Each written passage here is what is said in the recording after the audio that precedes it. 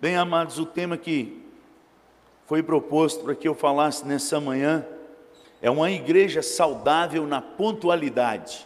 Então você já sabe o que eu vou falar hoje de manhã. E não tem nada a ver com a maioria do povo brasileiro, infelizmente. Eu fui dar mais uma estudada sobre essa palavra e eu falei, meu Deus, e agora? Falei, não deixa eu chegar atrasado não, Senhor, senão o negócio não vai funcionar. Na minha vida ministerial, em 22 anos, esse é o 23º ano, eu tive o desprazer de chegar 2 vezes na igreja atrasado, mas bem atrasado. Meu relógio não despertou, ou se despertou, eu bati o dedo e ele continuou dormindo. E como eu tenho o hábito de dormir na madrugada, eu acordo um pouco mais tarde, e naquele dia eu não acordei. Pensa na angústia da minha alma. Gente, pensou? Vocês não conseguiram medir, porque se vocês atrasarem para um culto, vocês estão sentados no banco. Agora, quando o pastor atrasa para o culto, deu ruim. Que é ele que geralmente abre a liturgia, é ele que realmente está na frente. Na hora que eu olhei o relógio, 9h30 da manhã. Foi as 2 vezes que eu orei com tanto fervor para Jesus voltar naquela hora, ou para ele me levar. Vocês estão rindo? Por causa da angústia da minha alma. Eu falei, vou chegar atrasado, o que o povo vai falar? Eu falei, meus presbíteros vão me matar. Eu falei, Deus, que o Senhor deixou acontecer isso comigo, Deus? Onde que eu pequei? A gente entra em desespero, não sei se você já entrou, mas eu entrei. Falei, Deus, volta agora. Teu filho, me leva, me arrebata. Desespero, porque perdi o tempo. E cheguei atrasado, mas graças a Deus, Deus teve misericórdia de mim, amansou o coração dos meus presbíteros, foi em igrejas diferentes, graças a Deus, não ocorreu pela 2ª vez na mesma igreja. Não sei se você já perdeu o ponto, mas a verdade é que a gente tem perdido o ponto em muitas situações, e isso tem virado uma cultura, e essa cultura tem adoecido a nossa alma, porque perder o ponto é você passar ou ficar aquém daquilo que foi combinado. Existe uma combinação. Então, no caso da igreja, quando a gente marca um horário, aquele é o horário. Nem antes, nem depois. Se você chegou antes, que bom. Mas se você chegou depois, perdeu o ponto. A gente não liga muito para isso, porque todo brasileiro tem um seu tempo, um modo de atrasar. Aliás, eu já ando a semana inteira pontualmente no trabalho, tem que bater o cartão de ponto, porque senão eu perco. Chega na igreja, eu quero dar uma relaxada, eu vou chegar, entendeu? Mas isso, de certo ponto, às vezes até atrapalha o mover e o andar do culto, porque muitas vezes a gente chega e, por estar atrasado, a gente deveria, no mínimo, chegar calado.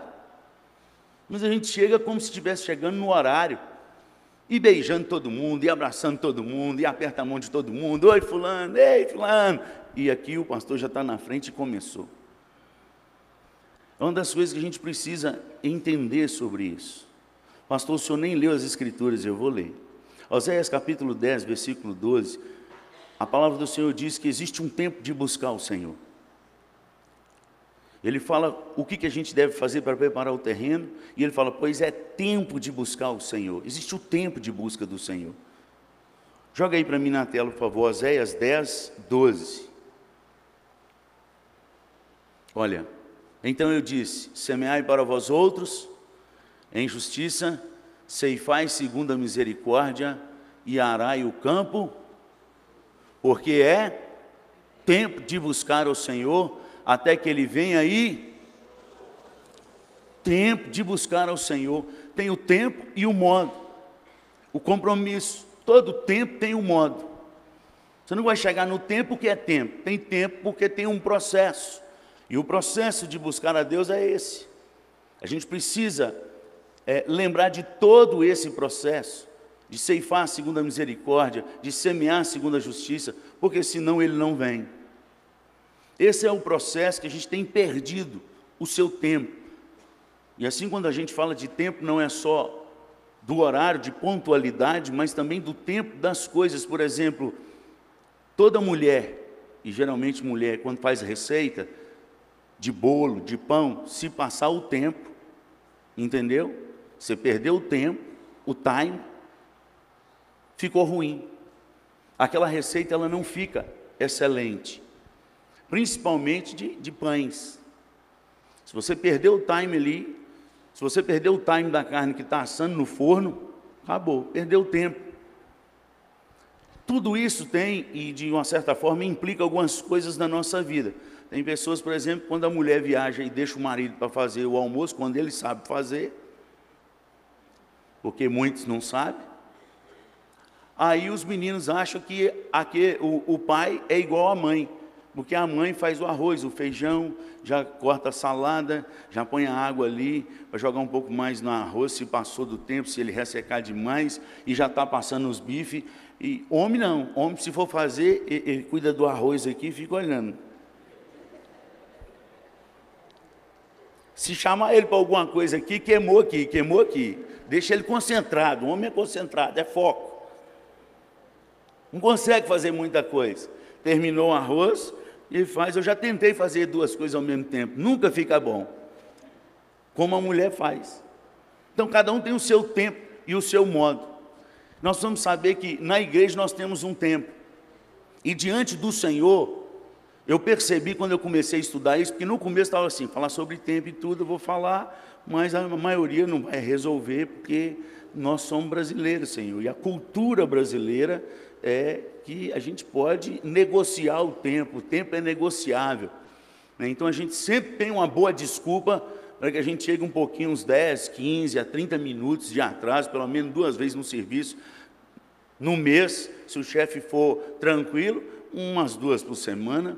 O importante é dar conta do resultado, mas o atraso, então isso é cultura que entra na nossa mente. Mas eu quero te dizer nessa manhã que existem alguns times, alguns tempos de pontuação da nossa vida, que nós temos perdido com Deus, e isso tem criado um mal terrível sobre nós. Eu pontuei alguns, são vários, mas eu pontuei só alguns, porque não teria como falar nessa manhã sobre todos eles. Uma igreja saudável na pontualidade com Deus. Uma igreja deixa de ser saudável na sua pontualidade com Deus quando ela perde o time. E se ela perdeu o time, ela perdeu tudo, porque é um processo. E nesse processo nós precisamos fazer exatamente como Deus deixa a dica para nós e chegar no tempo de Deus, não no nosso tempo. É no tempo dele. No nosso tempo não funciona. Você vai perceber isso nas Escrituras várias vezes, e o pior delas é quando o Senhor Jesus voltar. Ele disse e deixou claro, naquele dia, tempo. Muitos me dirão, Senhor, mas em teu nome nós expulsamos demônio, em teu nome nós curamos enfermos, em teu nome, e eu vos direi, perdeu o tempo, eu não vos conheço. Perdeu o time, porque ele fez no tempo dele, ele achou que era do jeito dele, e Jesus já deixou claro, que não vai ser no seu tempo. Como eu tenho dito aqui, às vezes até nos machuca, porque essas palavras nos machucam, mas deve machucar mesmo, para ver se acorda, se sacode. Deus não está nem aí porque eu acho. Deus não está nem aí porque você acha. Deus só vai estar aqui pelo que Ele acha. E o que Ele acha, Ele deixou escrito na sua palavra. Nem todo que me diz Senhor, Senhor, entrará no reino dos céus. Mas somente aquele que faz a vontade do meu Pai. Não passe do ponto, e não fique antes do ponto, porque o ponto é a vontade de Deus. Qualquer coisa que nós estivermos fazendo dentro da igreja, que passar desse ponto, nós perdemos o time. Nós perdemos o tempo de Deus. Então nós precisamos ficar apercebidos, porque Jesus já deixou claro quanto a isso em várias coisas, como por exemplo, temos perdido o time no sucesso da vida, porque nós temos confundido o nosso sucesso com o sucesso do mundo. Isso tem afetado as nossas vidas. O sucesso do cristão, do servo do Senhor, ele está relacionado totalmente à busca à presença de Deus e ao andar com Deus, e não a resultados de estudo, de horas de estudo, de diplomas, de outras coisas mais. É assim que está registrado nas Escrituras. Josué capítulo 1, versículo 8, coloca aí para mim fazendo um favor. Josué capítulo 1, versículo 8, Deus está dando uma direção para um novo líder. Moisés morreu, agora Josué assume no seu lugar, e ele está com medo. Moisés é um homem de Deus, Moisés era um homem que falava com Deus face a face, e agora Josué assume o lugar desse homem, que libertou o povo. Então o próprio Deus está dando direção a Josué, e ele deixa um princípio bíblico para nós aqui. Você sabe que o Antigo Testamento, a maioria das profecias, todas as profecias lá, já se cumpriram, com exceção da Nova Jerusalém e da volta à segunda vinda de Cristo, relatada em Isaías, que ainda não, mas está pertinho, na porta. Olha aí. Mas precisamos entender que toda a palavra de Deus, ela tem uma mensagem profética por aqui e agora. Ela continua viva. A palavra do Senhor não morreu. E o que diz aí? Não cesses de falar deste livro da lei. Antes, medita nele, dia e noite, para que tenhas cuidado, tudo quanto nele está escrito. Então farás o teu caminho e serás. Então farás prosperar o teu caminho e serás. Então farás prosperar o teu caminho e serás. Quando? Quando meditar? Quando observar? E esse observar é de obedecer. O sucesso do cristão, daquele que crê em Cristo Jesus, ele está totalmente ligado a Deus, e não ao que ele faz, não o que ele conquista. As nossas conquistas foi porque Deus quis. E nós corremos como a maioria. Quando os meninos vão fazer vestibular, eles chegam desesperados porque a sociedade os pressiona, os pais os pressionam, e tem uma geração que está entrando em estado crítico, depressivo, antes de chegar na fase adulta, por causa da pressão da sociedade e da mídia. Aumentou o índice de suicídio em 200% entre crianças de 11 anos e adolescentes de 17 anos. Isso é estatística, 200%. Nós precisamos acordar, amados, porque nós temos dado uma pressão a esses meninos que Deus não deu. E tudo que o mundo cobra e vem, ou você tem Deus ou você não tem, ou Deus que te chamou e tem a sua vocação, e Ele vai te dar a sabedoria e você vai chegar. Eu trabalho isso direto com os meus filhos, e uma semana atrás, um deles falou comigo, pai, angustiado de alma. Já tem uns 2 ou 3 que vão mudar de colégio. Fulano de tal está com síndrome do pânico. Fulano e ciclano estão em quadro depressivo, tomando antidepressivo. Tudo adolescente, por causa da pressão dessa vida. Perder o time, perder o tempo. Porque hoje, o que a sociedade imprime é quem tem é. Então a gente tem que ter, e para ter tem que estudar, e tem que passar, e tem que fazer o que dá dinheiro, não é o que é vocacionado. É por isso que tem um monte de profissional aí ruim. Um monte. Inclusive pastor. Infelizmente. Assoviou, ele achou que era com ele. Não é chamado, é assovio. Deus não chamou, assoviou. Ele achou que era com ele, foi. E está lascando a sociedade. Porque dá dinheiro. Em qualquer ramo que dá dinheiro. Hoje não temos ainda os vocacionados, porque quando Deus chama, está lá. Deus não deixou de chamar. Mas muita gente tem ido por causa de pressão, perdeu o time. E quando perde o time, vem as enfermidades da alma. Porque isso pressiona.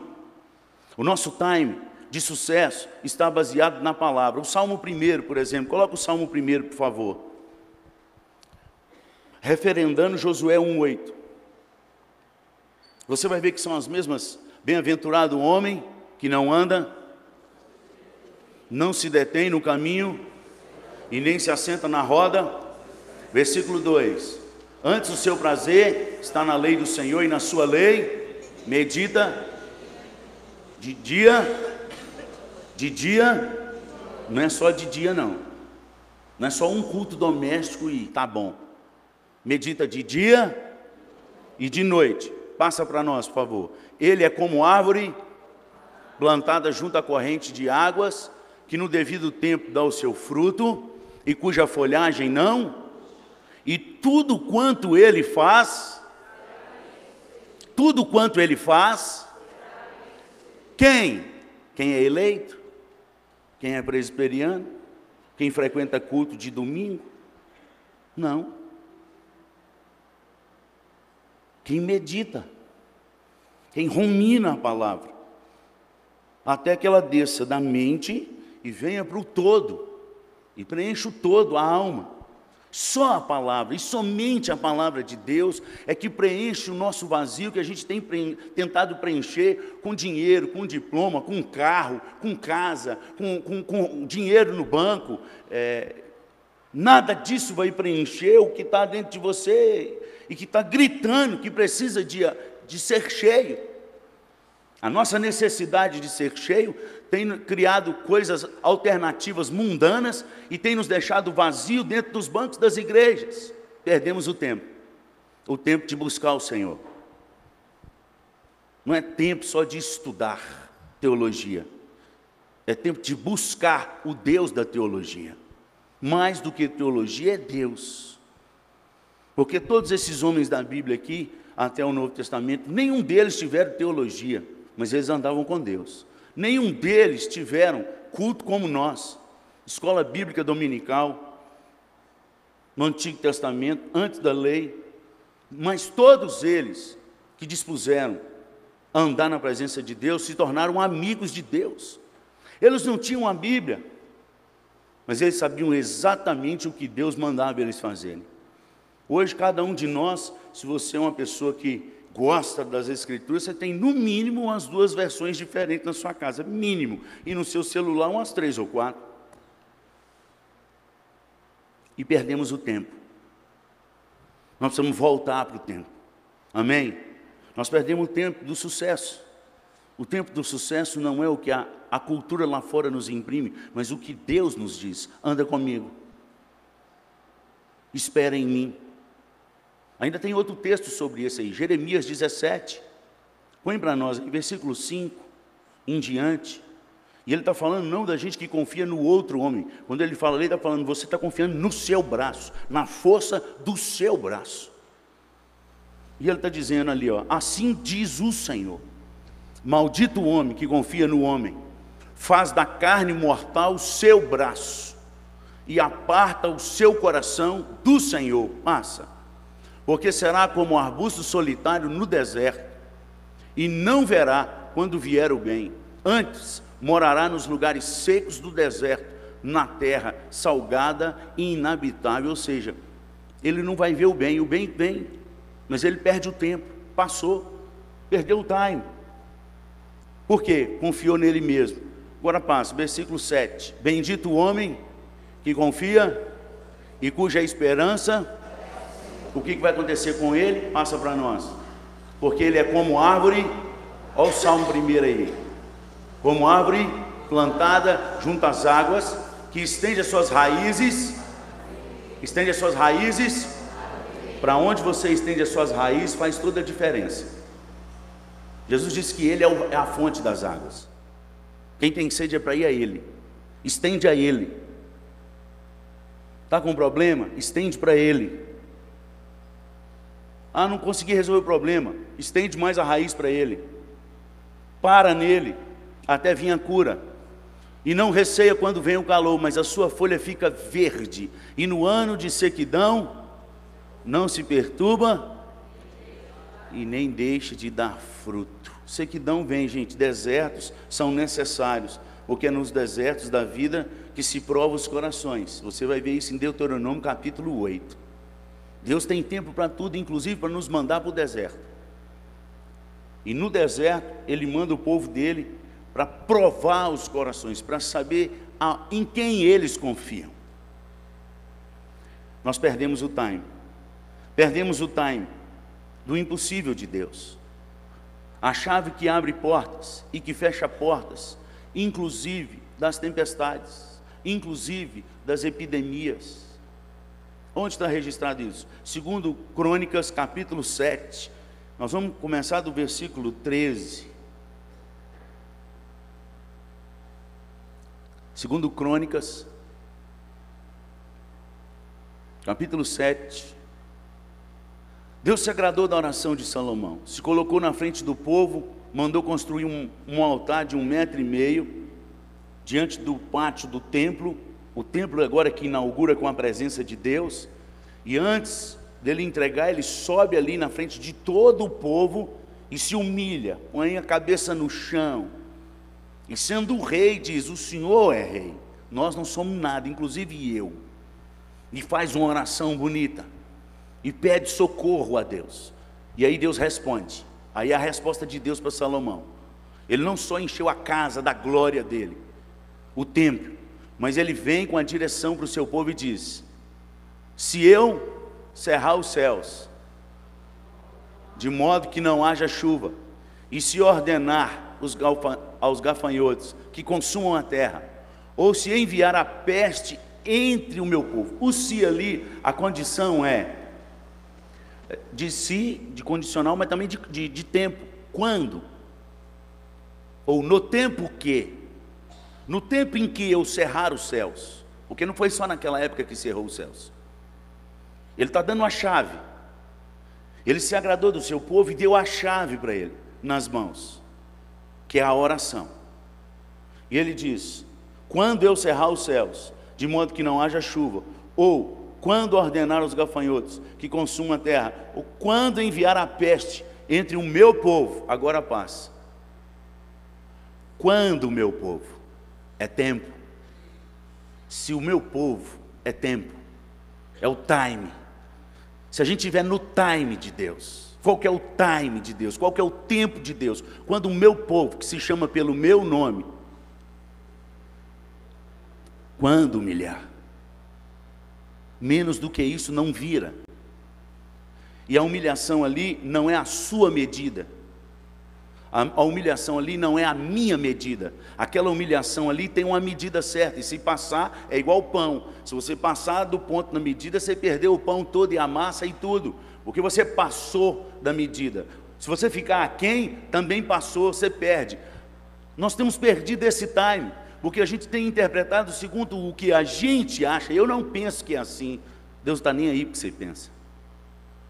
É por isso que nós não temos visto muitos milagres acontecer e nem coisas de catástrofe parar num momento, porque nós não oramos acreditando nessa palavra. A gente fala de uma palavra, de um Deus vivo, de um Deus poderoso, que nós não exercemos na nossa vida por medo de não acontecer. Essa medida de humilhação é a medida de Jesus Cristo, não é a nossa. Em Filipenses 2,8, se eu não me engano, é que fala dessa medida. Podia jogar lá para mim, por favor? E depois a gente volta nesse texto. Qual que é a medida de se humilhar? O exemplo ali é Jesus. Então você não é mais do que Jesus. Se não for exatamente nessa medida, a gente perde o time. Assim mesmo se humilhou, tornando-se obediente até a morte e morte. Se você olhar 2 versículos acima, você vai perceber como ele se humilhou. Ele se esvaziou, ele tendo a forma de Deus, ele não usurpou ser igual a Deus, antes se esvaziou de si. E aí que vem o contexto, e assim mesmo se humilhou. Então o que é ser humilde segundo a medida de Deus? Ser humilde segundo a medida de Deus é você abrir mão dos seus direitos para obedecer à vontade de Deus. Pode ser direito seu, mas existe uma vontade maior, e a vontade maior é a de Deus, não é a sua. Eu tenho os meus direitos e acima dos seus direitos existe a vontade de Deus, da qual o próprio Senhor Jesus Cristo, ele se humilhou, ele se esvaziou, ele abriu mão dos seus direitos e obedeceu, e nós ficamos debaixo de uma graça desobediente. Porque tem uma turma grande aí que acha que é salvo pela graça e pode picar a mula, pecar à vontade, fazer o que quiser. Uma graça que não condiz com as Escrituras. A graça, ela é uma graça obediente, tanto a fé quanto a graça. Somos salvos pela graça mediante a fé. E se você estudar as duas palavras, tanto a graça quanto a fé, elas estão diretamente ligadas à obediência. Diretamente. A primeira carta de Pedro, no capítulo 5, versículo 13, Pedro fala por que escreve aquela carta. E ele fala que ele escreveu resumidamente para aqueles irmãos, para falar sobre a graça genuína. E se você ler a carta sem prestar atenção nesse versículo, você vai perceber que Pedro está falando só sobre santidade, ser santo porque Deus é santo, ser santo em todos os vossos procedimentos, obedecei a Deus.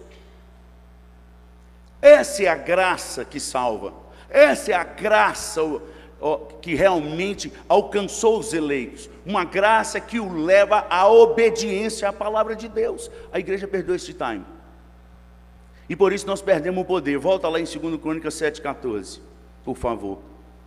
Quando o meu povo, que se chama pelo meu nome, se humilhar, ou seja, se esvaziar de si, começar a obedecer o que eu estou mandando. Em outras palavras, sem entender, claro, ele está dizendo assim: esquece o que você sabe e faz o que eu mando. É simples. Se o meu povo, ou quando o meu povo se humilhar, orar como? Como Jesus, Hebreus 5,7. Jesus, sendo o Filho de Deus, ele orou com fortes clamores e súplicas, está no plural. Uma delas foi registrada nas Escrituras, que chegou a suar sangue. Súplicas, súplicas, é grito, é gemido. O próprio Senhor Jesus orou, e essa é a medida. A medida da humildade é a de Jesus, a medida da oração é de Jesus, a medida de busca é do Senhor. E quando esse povo me buscar como? De todo o coração. Buscar-me-eis e me achareis quando me buscardes de todo o vosso. E como é que busca Deus de todo o coração? Joel 2,12. Põe aí para nós, depois a gente volta de novo em 2 Crônicas 7,14. Qual é a medida de buscar ao Senhor? De todo o coração. Jeremias 29,3 fala: buscar-me-eis, me achareis, quando me buscar de todo o vosso coração. Então agora nós vamos saber o que é todo o coração. E o que é todo o coração? Está escrito aí, a gente não precisa nem tentar adivinhar. É só ler, olha aí. Ainda assim agora mesmo diz o Senhor: convertei-os a mim de todo o vosso. Então aqui você tinha que parar tudo. Você tinha que parar tudo, porque a receita para não perder o time de Deus é essa. E observar o que Deus fala. E ele diz o quê? Isto com quê? Com quê? Por que eu jejuo? Porque a Bíblia manda. Porque é assim que chega de todo o coração no Senhor. Não interessa o que você acha, irmão. Interessa o que está escrito nas Escrituras. Você está lendo aí. Buscar a Deus de todo o coração é com jejum, é com choro e é com pranto. Passa mais um versículo. Rasgai o vosso e não. Deus está cansado de teatro na igreja. Está cansado, irmãos. Porque a gente pode vir e enganar as pessoas. Se a gente contar umas histórias e fazer o povo rir aqui, vir de terno e gravata, terno Hugo Boss, e que tem todo, e dar uns tapas aqui, e falar umas palavras difíceis que ninguém entende, complicar a cabeça de vocês, a maioria vai falar assim: nó, que pastor, em que conhecimento, nó, bom demais.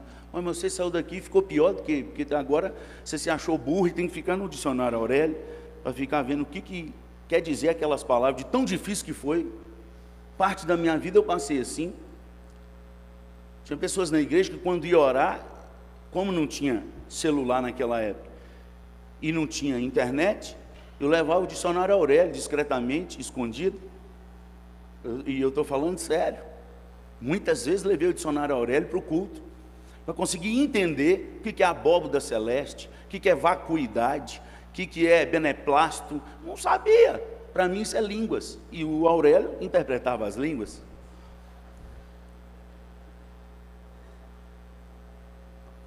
Coisas que às vezes a gente canta e chega a chorar, mas não sabe nem o que parece, o que é. do fragoso ao cantil, na amplitude celeste. E o fragoso ao cantil. A gente até emociona, mas emociona porque os outros cantaram, porque meu avô chorava, porque minha bisavó chorava. Você não sabe o que quer dizer o fragoso ao cantil. Nem eu sabia. O que eu fiz? Fui lá buscar na interpretação das línguas lá, dicionário Aurélio. No mais profundo abismo. Fragoso ao cantil, nos mais profundos abismos, ou na amplitude celeste, em qualquer lugar, um hino ecoa ao Senhor. Olha que maravilha.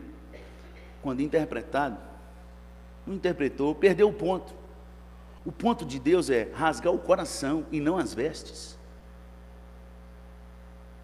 É quando você fala de dentro. Você não fala porque o outro orou e você achou bonito. É quando você é você.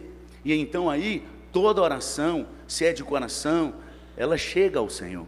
Aliás, as orações que mais tocaram o coração de Deus nas Escrituras foram as de gemidos e lágrimas, e não de falas. A do publicano, lágrima. A da Ana, gemido. Essas orações chegaram. Mas a dos fariseus, Jesus disse, essa não. Nós precisamos entrar no time de Deus. Aprender que Deus não é um Deus de complicação, mas Ele tem os processos. E se nós perdermos esse time, nós perdemos o impossível, como nós temos perdido como igreja. Volta em 2 Crônicas 7:14 para a gente terminar só essa parte. Olha aí. Se converter dos seus maus caminhos, buscar se converter dos seus maus caminhos. Converter aí é mudança de direção, não é passar para a religião dos crentes, não. Não é passar da igreja batista para a igreja presbiteriana, de uma igreja de assembleia para a igreja presbiteriana. Agora eu converti, passei, não é isso não, tem nada a ver. A deixar de ser ateu e ser presbiteriano, tem nada a ver. A palavra conversão é mudança de caráter, é mudança de direção. Uma vez que você tinha um procedimento e fazia algumas coisas que você fazia lá no mundo, agora você tem um conhecimento da palavra de Deus e do Deus que é todo poderoso. Isso entrou na sua vida, Ele pagou o preço da sua servergonhice e da minha, que a gente não valia nada. Então agora, por gratidão a Deus, e é só gratidão, nós devemos andar naquilo que Deus falou para a gente andar. E Ele diz, não mintais uns aos outros, não adulterais, deixa de ser avarento, se apegar das coisas mais do que precisa. Avareza não é só tio Patinhas, a palavra avareza ali é você ficar desejando coisas mais do que você precisa, mais do que o suficiente. Vai estudar aquela palavra. E Ele fala, agora a sua veste é outra. Tira a linguagem obscena do vosso falar, mata ela, corta isso, porque isso não combina com o filho do rei. As vestes são outras. Onde está registrado isso? Colossenses capítulo 3, do versículo 1 ao versículo 17, tem lá o procedimento como eu e você temos que ser, se nós realmente somos de Cristo Jesus. Paulo fala isso teologicamente, na ortodoxia, em Colossenses 3, 2 e 6. Colossenses 2, 6 e 7.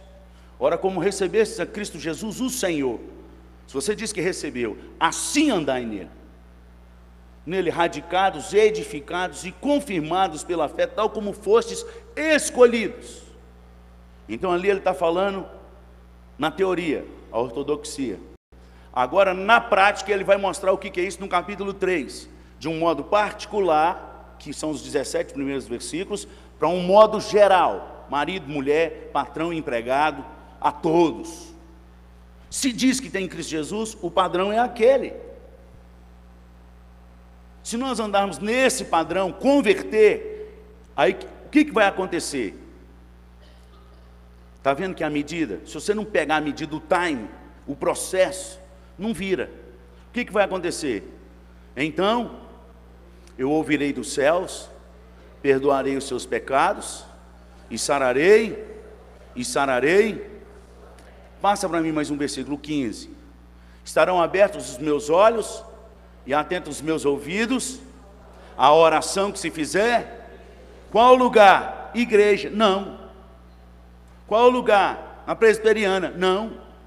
Qual lugar? No lugar que tiver aquele processo, no lugar que tiver aquele padrão, no lugar em que o povo realmente se humilhar, no lugar em que realmente o povo orar, no lugar em que realmente o povo se converter dos seus maus caminhos, no lugar em que realmente o povo buscar a Deus de todo o coração, neste lugar as orações vão ser respondidas. A receita está aí, este é o processo, nós não podemos perder este time, e nós temos perdido. E então, nas nossas teologias modernas, não do que está escrito na palavra, porque você não acha em lugar nenhum, tem que ser afirmado que essas coisas não existem e nem acontecem mais hoje. E eles ainda afirmam com um sofisma. O que é um sofisma? É uma verdade com um pouco de mentira no meio. É um logismo, é uma lógica. Porque não acontece comigo, não acontece com você. Não acontece com você, não vai acontecer com ninguém. Lógica. E tem impregnado os nossos púlpitos, as nossas igrejas, as nossas casas, e tem nos deixado adoecido. Porque por muitas vezes, não poucas, eu chorei e disse: Deus, por que o Senhor me deixou nascer nessa geração? Muitas, não poucas. Quando eu me converti de fato, de verdade, com 19 anos de idade, e eu comecei a ler todas as histórias dos grandes avivamentos, e ler as Escrituras. Naquele ano eu li o Novo Testamento 4 vezes todo, o Antigo 1, e livros de avivamento mais de 10 vezes. E eu chorava e dizia: por que o Senhor deixou eu nascer nessa geração? Por que o Senhor deixou eu nascer nessa igreja? Por que eu não nasci na época dos avivamentos? Por que eu não nasci na época de Jesus? Pelo menos eu ia ver as coisas. Quantas vezes eu chorei adoecido? E Deus acalmou meu coração e foi me direcionando e mostrando na palavra: eu não mudei, filho, eu continuo mesmo. Foi o meu povo que mudou. Um dia eu estudando a palavra e preparando um sermão sobre Elias, eu orei chorando, falei: Deus, aonde está o Deus de Elias? Como eu queria fazer aquela oração de Eliseu com a capa na mão e bater no rio, e o rio abrir, e eu chorando e orando, e Deus falou comigo assim: meu filho, onde estão os meus Elias? Que sabe separar entre o santo e o profano, entre o puro e o impuro, entre o que é sagrado e o que é profano.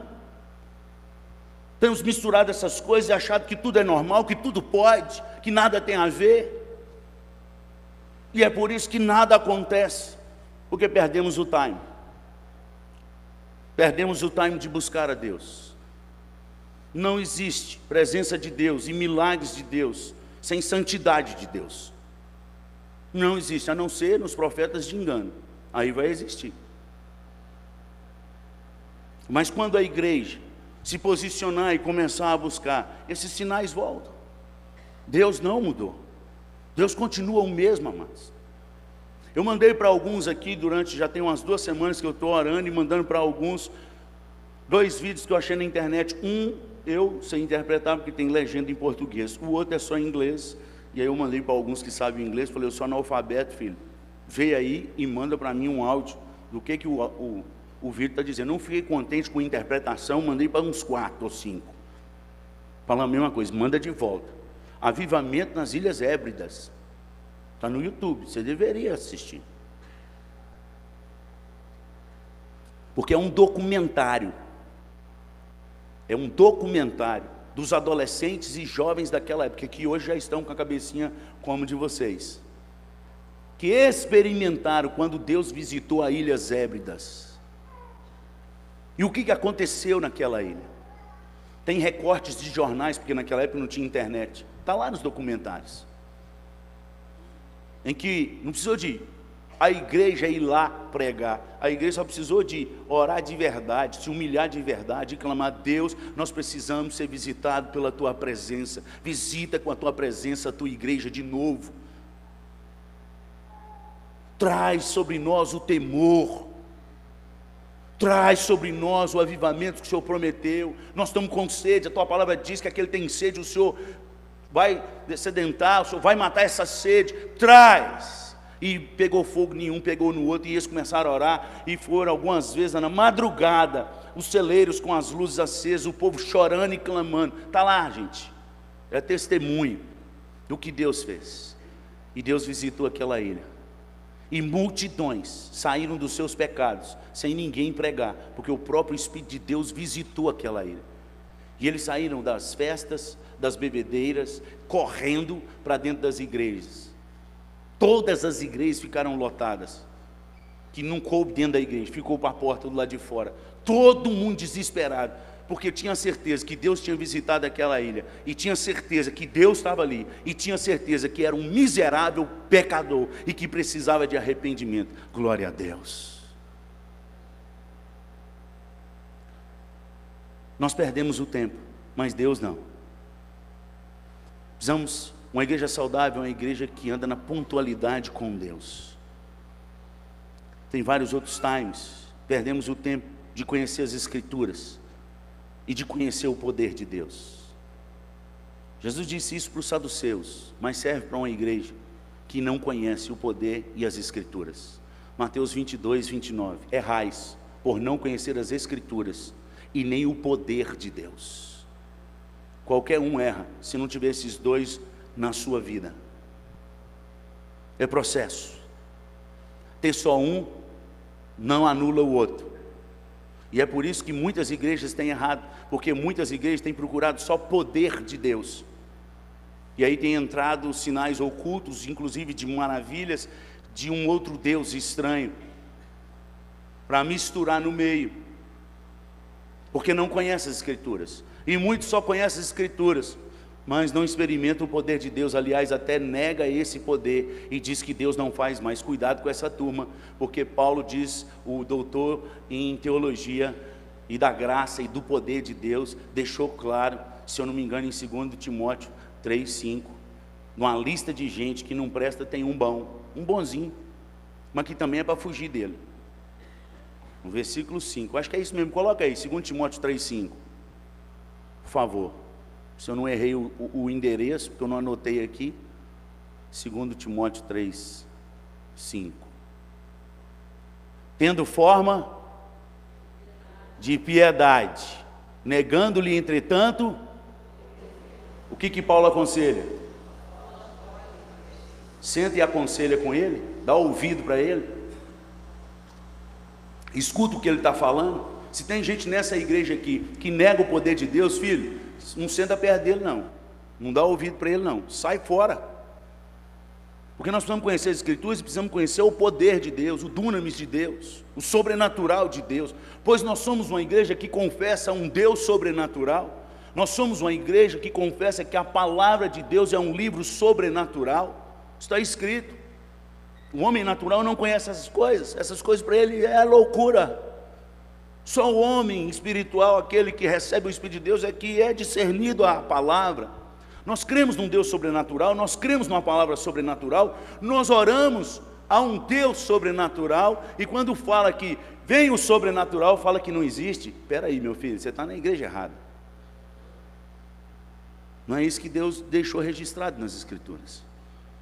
Inclusive, Ele vai voltar em grande pompa, como um relâmpago, nas nuvens, e diz, com poder e glória. Nós não podemos perder o tempo, em nenhum modo. Temos perdido o tempo do poder de Deus para testemunhar a palavra. Atos capítulo 1, versículo 8, fala o tempo, mas nós perdemos. Deus é um Deus de processos também. Não é do nosso jeito, tem um processo. E o processo é esperar em Jerusalém. Esperar e como? Em oração, com jejuns e com pranto. Processo. Até quando? Atos 1:8. Até. Coloca para nós. Que o poder de Deus, nada mais, nada menos do que o poder de Deus, desça sobre vós. Então, primeiro, santificação. Santificação é se separar. É não fazer o que todo mundo faz. Poder de Deus. Recebereis poder de Deus, coloca de novo, Atos 1:8. Deixa ele aí para nós. Ao descer sobre vós o Espírito Santo, e sereis, tanto em Jerusalém,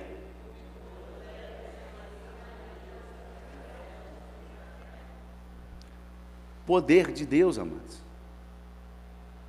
Poder de Deus. Jesus está falando, ao descer sobre vós o Espírito, mas antes de Jesus subir, ele soprou sobre aqueles discípulos o Espírito. Você não presta atenção nisso. Então, para dizer para você que se Jesus soprou o Espírito sobre eles, e a palavra de Deus não mente. A palavra de Deus não mente. E a palavra de Deus diz que Jesus soprou o Espírito do Senhor sobre eles. Eles foram selados com o Espírito. Mas ali é diferente. Agora o Espírito desce, não só para selar, desce com poder. Tem diferença. Porque Jesus, que é o perfeito, soprou o Espírito sobre os discípulos, então ele veio. E isso cai a tese de muitos presbiterianos que dizem, nós já temos o Espírito Santo, nós não precisamos mais. Isso cai essa tese, isso é um sofisma. Porque Jesus primeiro soprou. Depois Jesus falou, agora espere do alto e busque até que o poder do Espírito desça sobre vós. Jesus foi impelido para o deserto pelo Espírito. Mas ele só saiu no poder do Espírito depois de ser provado e aprovado, cheio do Espírito. Está lá em Lucas capítulo 4. Você vai ver que no versículo 1 diz que ele foi jogado pelo Espírito, mandado, e cheio do Espírito para o deserto. Foi tentado em tudo, não pecou. Lá no versículo 13 fala que ele saindo do deserto no poder do Espírito, e é daí por diante que os milagres acontecem. Mas recebereis sobre vós, esperai do alto até que o Espírito Santo de Deus desça sobre vós, e então sereis minhas. Então você precisa entender o seguinte, processo de Deus continua sendo o mesmo, porque Pedro vai explicar ao descer do Espírito ali, ele fala, essa é a profecia de Joel 2:28, da qual se cumpriu hoje, que eram os últimos dias lá, se ele é o último dia lá, e nós aqui. E ele dizia, para quanto ainda o Senhor os chamar, os que estão longe, nós. Essa profecia é para nós. Que o Espírito de Deus seria derramado sobre toda a carne. Mas como ele vai ser derramado sobre toda a carne? Processo. Espera, santificação, obediência, busca, poder de Deus. Depois, evangelismo, proclamação da palavra. Proclamação da palavra não vem sem o poder de Deus, não. Para depois, mudança da sociedade, impacto na sociedade. A palavra tem impacto na sociedade quando a igreja sai no poder do Espírito. Quando a igreja sai só no poder da teologia, gente, não vai nada. O conhecimento não muda as pessoas. O que muda as pessoas é a transformação do Espírito Santo de Deus. Esse conhecimento ele só toma forma a partir do momento que haja luz. É como se fosse você uma biblioteca inteira de conhecimento de Deus, mas com a luz apagada, sem lanterna nenhuma. Entendeu? O Espírito é a luz. Você pode ter diploma, você pode ter o que for de conhecimento de Deus. Você pode saber teologia, grego para frente, para trás, hebraico para frente, para trás. Se não tiver luz, filho, é uma biblioteca sem luz. Grande biblioteca. Que grande conhecimento. Como poderia ser um instrumento de Deus como Paulo foi? Mas se tiver luz. E a luz não vem com o meu diploma, não vem porque eu sou pastor, não vem porque eu sou presbiteriano e eleito, e eu sou em Cristo Jesus, mas só vem com um tempo de busca, de oração, de jejum e clamor. Tempo de Deus. Uma igreja saudável é uma igreja que anda no tempo de Deus, na pontualidade de Deus e com Deus. Amém? Uma igreja que anda dentro da vontade. Como que a gente vai fazer isso? Paulo fala isso em Efésios.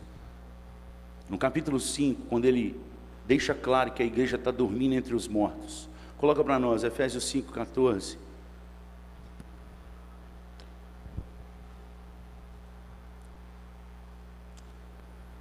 Que Deus possa trazer sede no seu coração nessa manhã, de estudar as Escrituras. E que você possa orar sempre antes de dizer, Pai, se o Senhor não revelar, nada vai acontecer. Eu preciso entender a Tua vontade.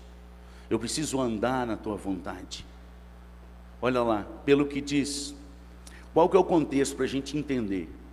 Paulo está dizendo para essa igreja que há um modelo, e o modelo não é ele. O modelo não é outro pastor, outro mestre, porque naquela época estava entrando um monte de mestre dentro da igreja e tirando a consciência do povo e desvirtuando a palavra. E Paulo está dizendo: olha, ei, presta atenção, o segmento, a direção que vocês precisam não sou eu, não é nenhum mestre, é Deus. E aí no capítulo 5, no versículo 1, ele começa dizendo: sede, pois, imitadores de Deus, e anda nele, no amor de Jesus Cristo, o amor genuíno. Aí ele vai dar um modelo. Aí ele diz primeiro o modelo que não presta, que está acima do 14, que ele fala assim: essa turma aí sai fora, não anda com eles, não se associe com eles, não ande e nem apoie as coisas das trevas. Ele está dizendo: esse aí é uma turma que você não deve imitar. Primeiro ele fala de Deus, depois ele fala da turma que não deve imitar, e agora ele vai falar como que a gente deve imitar, como que a gente deve sair desse sono da morte. Olha lá, pelo que diz: desperta, levanta-te, e Cristo. Se você abrir o Salmo 3, no versículo 13, é isso? Não, Salmo 13, versículo 3, é exatamente isso que está lá. Vamos continuar nesse aí. Versículo 15: portanto, vede prudentemente como andais, não como nécios, e sim como...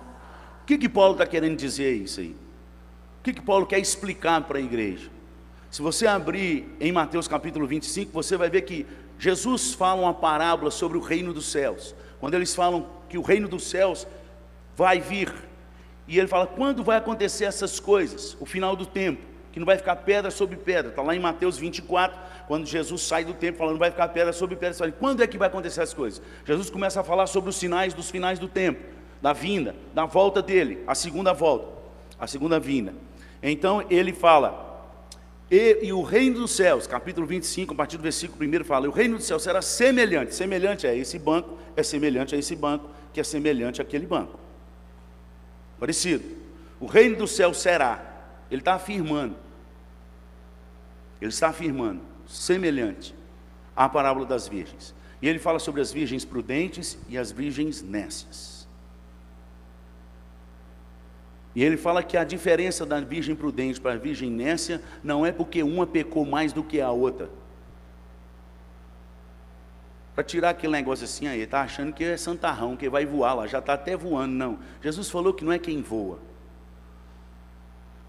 não é quem adultera, quem mente, não é? Mas esses aí estão tudo na lista. Quem faz essas coisas é porque não é cheio do Espírito Santo de Deus. Quem anda na prática do pecado, ele não nasceu de novo.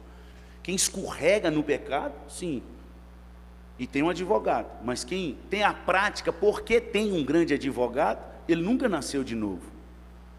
Ele precisa nascer de novo. Qual a diferença da nécia para o prudente? Óleo. Faltou óleo, faltou tudo.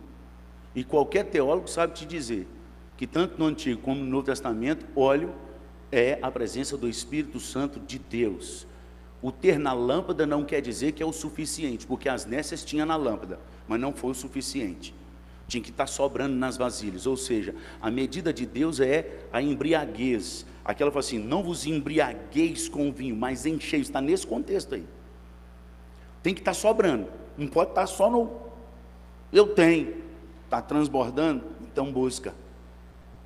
Aí ele está dizendo como é que a gente vai fazer para não perder o tempo de Deus. Vede prudentemente como andais, não como nécios, sim como sábios. Paz.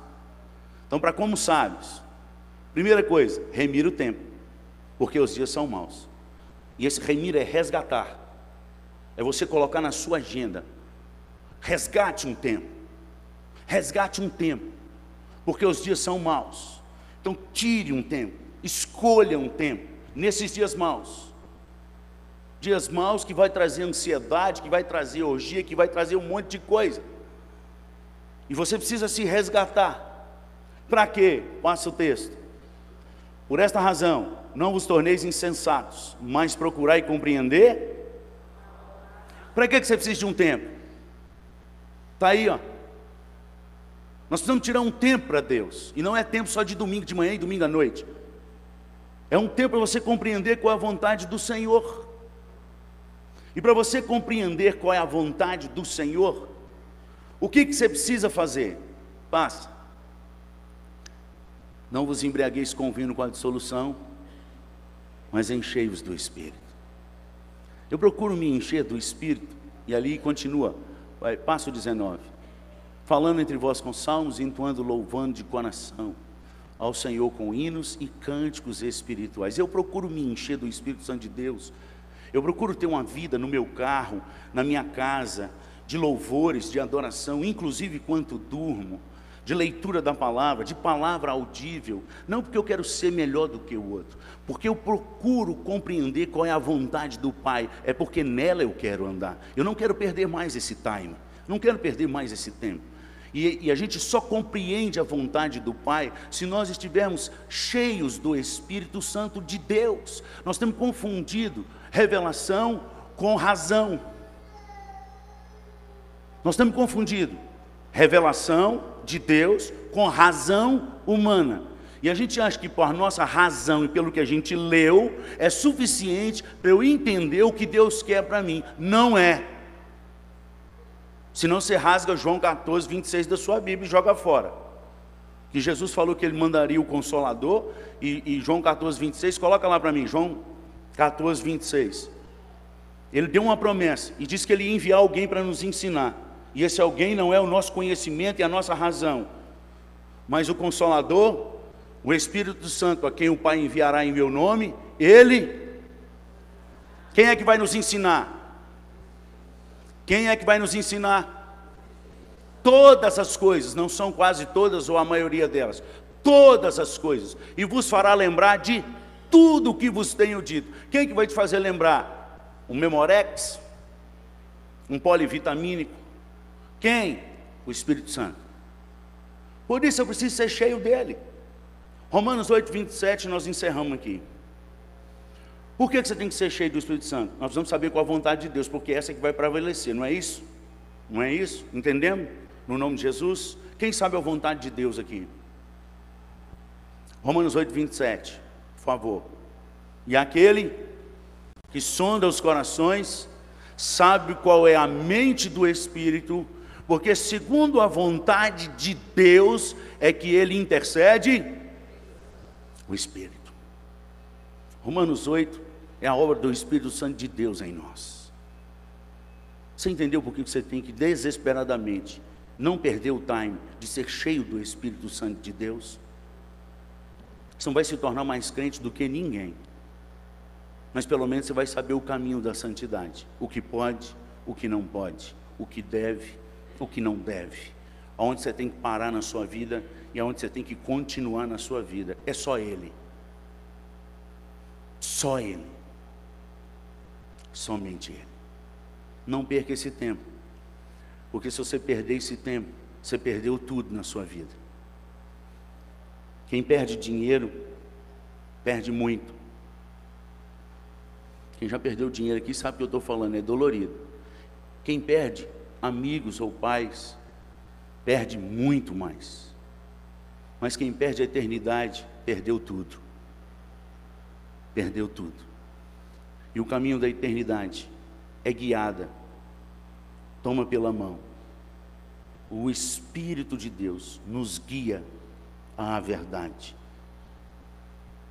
É por isso que tantas vezes nós temos tentado ser alegre, ser pessoas de paz, ser pessoas mansas, de domínio próprio, e nós não conseguimos, porque a gente acha que o fato de crer em Jesus, nós temos força para isso, mas a Bíblia me diz que o fruto do Espírito não é meu. Por isso eu preciso ser cheio dele. Só Ele frutifica em mim as coisas que eu preciso. Que Deus te abençoe nessa manhã. Você não perca mais tempo. Que você chegue no horário de Deus, para que as promessas de Deus se cumpram na sua vida, porque elas não se perderam. A gente só perdeu o ponto, Mas se a gente alinhar com o ponto de Deus, elas voltam a acontecer a qualquer momento. Vamos colocar de pé e vamos orar. E vamos para as salas de escola dominical. Pai, nós te agradecemos pela tua palavra, pelo teu Espírito que soprou nessa manhã sobre nós. Não queremos perder mais tempo, meu Deus. Não queremos te adorar o Senhor só de vestes. Queremos aprender a rasgar o nosso coração diante do Senhor. Queremos aprender a tocar o teu coração, a andar na tua santa vontade. Que o teu Santo Espírito continue incomodando essa igreja, a começar de mim, meu Deus. Não me esquece não, por favor. E de cada um que o Senhor trouxe aqui nessa manhã, cada um que está ouvindo essa palavra, que o teu Espírito tire essa falsa paz que o mundo dá. Que o teu Espírito possa tirar essa falsa alegria que o mundo dá do coração daqueles que são cristãos de verdade, daqueles que realmente amam o Senhor acima de todas as coisas, que querem conhecer mais de Ti. Tira essa falsa paz, mesmo que isso venha nos abalar, para que a gente possa conhecer uma paz que mesmo sem dinheiro, mesmo sem saúde, e mesmo com dor nas costas, como Paulo e Silas naquela cadeia, conseguem ter a paz e a suficiência de te adorar, porque o Senhor é Deus. A paz que o Senhor dá ao mundo não pode dar, e essa é a paz que o teu povo precisa nesses últimos dias, porque eles são maus. Que o teu Espírito nos guie nessa verdade, nos traga de volta para o Senhor e para o centro da tua palavra. Ilumine todos os estudos que nós já fizemos, que haja luz do teu Espírito sobre eles, para que possamos realmente compreender a direção do Senhor, no nome de Jesus, amém. Deus te abençoe, cada um para a sua classe. Quem não vai para a classe, vai em paz, no nome de Jesus.